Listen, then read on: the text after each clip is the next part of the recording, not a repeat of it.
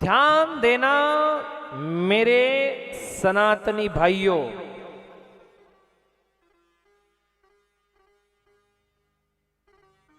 ध्यान दीजिएगा मेरे सनातनी भाइयों कि शहद जैसी अगर मिठास चाहिए तो मधुमक्खी जैसा संगठन बना लेना। बस शहद जैसी मिठाई चाहिए तो मधुमक्खी जैसा संगठन बना लेना।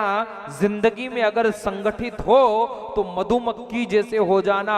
उठो धरा के वीर सपूतो, उठो धरा के वीर सपूतो, माने तुम्हें पुकारा है। गरज कहो हिंदू है हम और हिंदुस्तान हमारा है। गरज के कहो हिंदू है हम और हिंदुस्तान हमारा है। जिस हिंदुस्तान में हम रह रहे हैं और फिर हम गर्व से नहीं कह सकते कि हिंदुस्तान हमारा है, तो फिर ये जीवन का ही का है साहब, संगठन। और एक बात हम खुल के मंच के कह रहे हैं, खुल कर कह रहे हैं इस मंच से,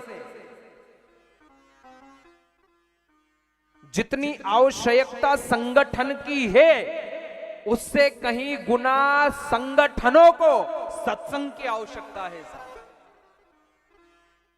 संगठनों में भी सत्संग की आवश्यकता है। और ध्यान दीजिएगा, हम साफ कहते हैं और सूत्रे कहते हैं, हम एक बात खुल के कह रहे हैं, हम एक बात खुल के कह रहे हैं, जो सनातन धर्म की आड़ में अपनी रोजी रोटियां सेक रहा है वो कान खोलकर सुन ले। साफ सुथरा स्पष्ट। सबको यह लगता है कि हम सिर्फ धर्म विरोधियों के खिलाफ हैं, लेकिन हम साफ मंच से कह रहे हैं कि संगठन की आड़ में जो अपनी निजी स्वार्थ और निजी रोटियां सेक रहे हैं वो कान खोलकर सुन लेना। संगठन सिर्फ और सिर्फ एसीओ में बैठने से नहीं चलेगा। संगठन कब चलेगा?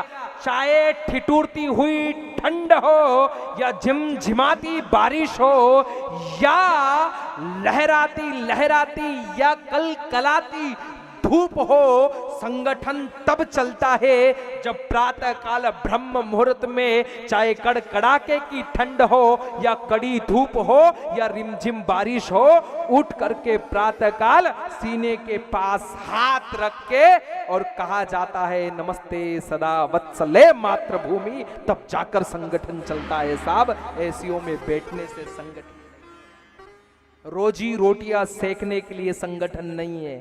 संगठन का उपयोग जिस दिन आपके निजी स्वार्थ के लिए होने लग जाए ना, मैं साफ कह रहा हूं इस मंच से, चाहे वो हिंदू संगठन हो चाहे किसी भी प्रकार का संगठन हो, जिस दिन संगठन का उपयोग आपकी निजी रोटियां सेकने के लिए हो जाए उस दिन आप संगठन को छोड़ देना।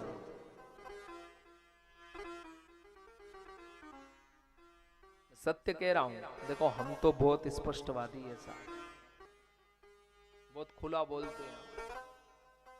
हम एक बात कह रहे हैं आज भी, जिस व्यासपीठ पे बैठे इस पर बैठकर हम धर्म करेंगे, ये आपको वादा कर रहे हैं। जिस दिन ये व्यासपीठ हमारे निजी स्वार्थ के लिए आने लग जाएगी, हम सत्य कह रहे हैं।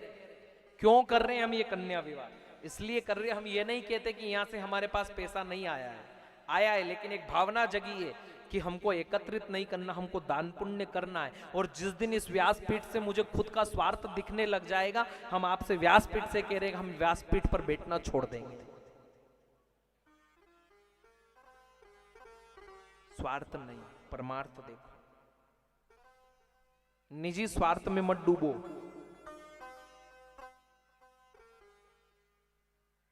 और संगठन भी बनाओ तो फिर संगठन में ऐसी शक्ति होनी चाहिए, मधुमक्खी जैसे संगठन होने चाहिए कि पत्थर एक को मारा लेकिन उड़ेगी सब। समझ रहे हो आप? है ना? कृपाना मारा नरसिंहजी भक्ति घणी पाकी कृपाना। नरसिंह जी रो भाव तो बस भजन में लाग गयो, भजन में लाग गयो, भजन में लाग गयो। कृपा निदान नरसिंह जी रे अटेक पुत्र को जन्म होयो, वारो नाम श्यामल दास राख्यो कृपानाथ। जूनागढ़ में एक महामारी चाली कृपानाथ, और महामारी के कारण सामलदास की मृत्यु होगी। और सामलदास की मृत्यु के पश्चात नरसिंह जी रे अटे एक टाबरी को जन्म होयो। वह टाबरी ने प्रेम सुसव नानी बाई के उता कृपा निदान। नरसिंह जी भजन पूजन में लाग गया। धीरे धीरे नरसिंह जी की टाबरी नानी बाई मोटी हुई, और नानी बाई मोटी हुई तो नानी बाई को ब्याह